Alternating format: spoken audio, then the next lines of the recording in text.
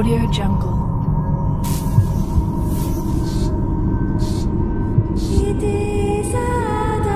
Audio Jungle.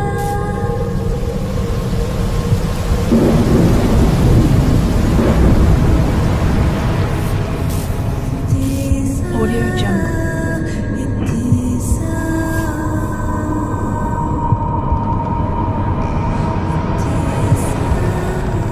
Audio Jungle.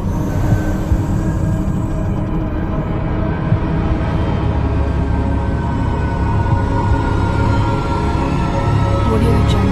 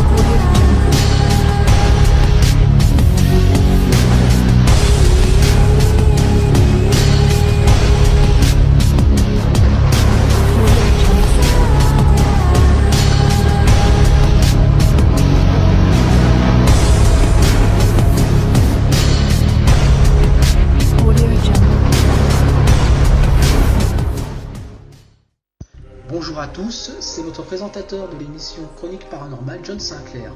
Vous l'aurez remarqué, depuis l'épisode 2, nous avons à nouveau changé de générique. L'équipe Elistar et moi-même ne savons pas encore lequel conviendrait le mieux à notre émission Chronique Paranormale. Aussi, nous vous invitons à la fin de cette vidéo à nous laisser vos commentaires sur, selon vous, lequel parmi les 4 génériques déjà présents sur ma chaîne collerait parfaitement au thème de l'émission. Sachant qu'il y en a encore un 5e qui est en développement. Alors, je vais vous faire une petite révélation. Les 2 derniers génériques qui ont été postés cette semaine sur ma chaîne ne sont pas de mon œuvre, puisque je vous l'ai précisé dans l'épisode 2, je ne suis pas encore un expert du montage vidéo. Ce sont 2 de mes amis, à savoir Matt, enquêteur du paranormal, qui tient également sa chaîne YouTube intitulée Paranormal TV. Vous la reconnaîtrez, il a un logo représentant un Luigi en mode chasseur de fantômes, et Jérémy, qui lui aussi a sa chaîne YouTube intitulée Urbex Mysterious, qui ont donc travaillé les 2 derniers génériques que je vous ai postés sur ma chaîne. C'est un beau cadeau qu'ils m'ont fait, je vous remercie tous les 2, et vous êtes vraiment de super amis. Voilà, c'était la petite aparté que je voulais apporter. Maintenant nous allons passer à notre épisode 3, vous l'aurez donc reconnu dans le titre, qui s'intitule Les catacombes de Paris. Alors, avant d'être transformé en un gigantesque ossuaire humain sous la capitale, les catacombes étaient à l'origine des carrières souterraines qui s'étendaient sur plus de 300 km, et ce afin d'y extraire de la pierre permettant la construction de nombreux bâtiments de Paris pendant plusieurs siècles.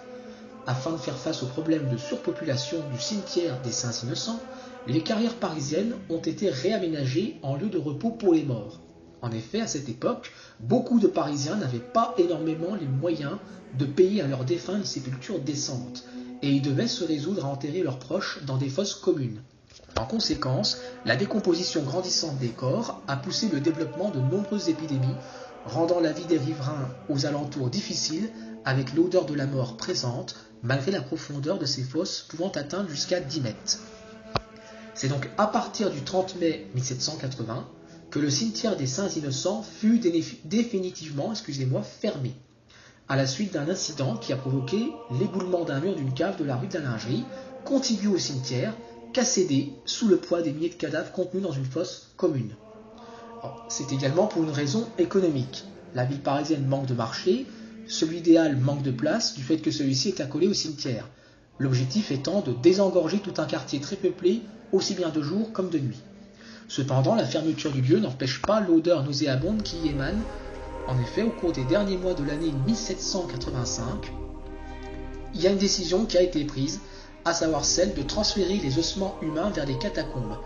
Et ces transferts vont s'achever au bout de 15 mois. Alors, ce qu'il faut savoir, c'est qu'il y a eu d'autres opérations qui se sont poursuivies, et ce, pendant encore 3 périodes. La première est celle sous le Premier Empire, de 1787 à 1814. la seconde de 1842 à 1860, où pas moins de 800 voitures transportent les ossements en direction des catacombes. Et enfin, la dernière est de 1852 à 1870, sous le règne de Napoléon III et durant les grands travaux de réaménagement de la capitale par Haussmann. Je peux vous dire qu'après avoir fait des recherches, le dernier transfert d'ossements humains connu eut lieu en 1933. Alors, il y a également une chose tout la moins surprenante au sujet de ces catacombes. Cela a beau être un lieu en soi macabre, il suscite néanmoins la curiosité de nombreuses personnes souhaitant visiter l'ossuaire. C'est donc à partir de 1787 qu'on relève les premières visites, et notamment celle remarquée du comte d'Artois, le futur roi de France Charles X. Et cela ne sera pas d'ailleurs la seule visite émanant d'une personnalité connue. En effet, d'autres personnes ont visité les catacombes, parmi elles Napoléon III, Oscar de Suède, Bismarck, ou encore un pionnier de la photographie aérienne, Nadar. Ce n'est qu'en 2002 que les catacombes parisiens sont reconnus comme un lieu de mémoire de Paris et que les visites sont guidées. Pour visiter cet ossuaire, comptez environ 45 minutes et un long parcours de 2 km de marche. On recense aujourd'hui près de 6 millions d'ossements parisiens, ce qui en fait l'un des cimetières les plus grands au monde. Voilà. Alors vous allez me dire, pourquoi les catacombes de Paris sont-elles présentes dans Chroniques Paranormales ? Eh bien, figurez-vous que ce lieu a beau être riche en histoire, il est également le théâtre de phénomènes paranormaux. Et ce qui est incroyable, c'est que c'est à partir de 1777 que les premiers événements étranges ont eu lieu, avec l'apparition d'un mystérieux homme vert. Et d'ailleurs, il entrait encore, selon certaines personnes, certains visiteurs, qui l'auraient aperçu ou qui ont vu des traces de pas sur les sols, les catacombes aujourd'hui. Alors ce qu'il faut savoir malheureusement, et ça je suis obligé de vous en parler, c'est que ce lieu est aussi la cible d'actes malsains qui ont peut-être, à mon sens, intensifié l'activité paranormale du lieu. En effet, le 13 septembre 2009, les catacombes ont été victimes d'actes de vandalisme. Ces actes de vandalisme, je vous les citer, ce sont des rituels sataniques et des sacrifices de chats qui ont été constatés par les forces de l'ordre. Alors, avant de conclure cette vidéo, je tiens à vous dire que, et ça c'est un avis que j'apporte personnellement, je trouve scandaleux, honteux, même inadmissible, que l'on puisse commettre ce genre de choses dans des lieux, déjà de mémoire, mais également, je parle en règle générale, dans des lieux abandonnés, qui soient en état de dégradation avancée, peu importe. On n'a pas à faire ce genre de choses. On n'a pas à manquer de respect aux lieux, à manquer de respect aux personnes qui ont vécu dans ce lieu, dont peut-être, je dis bien peut-être que leur âme erre encore. Je trouve ça vraiment honteux, scandaleux, inadmissible. Voilà, je répète à nouveau ces mots parce que c'est ce que je pense. C'est pas comme ça en fait qu'on va apprendre aux futures générations à comment on va préserver les lieux de mémoire. Il faut montrer l'exemple. Et au vu de ce que j'ai pu entendre, de ce que je vous ai dit là, je trouve ça personnellement scandaleux.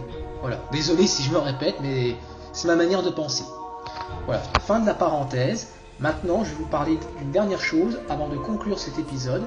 Pour ceux qui sont intéressés, qui veulent en savoir un peu plus sur les catacombes, je vous invite à regarder le film sorti en 2014 et qui a été réalisé par le réalisateur John Eric Dottall, dans lequel il relate des légendes urbaines sur les catacombes, dont le fameux mystérieux homme vert dont je vous ai parlé. Voilà, c'était la fin de notre émission Chronique Paranormale. C'était votre présentateur John Sinclair. À très bientôt.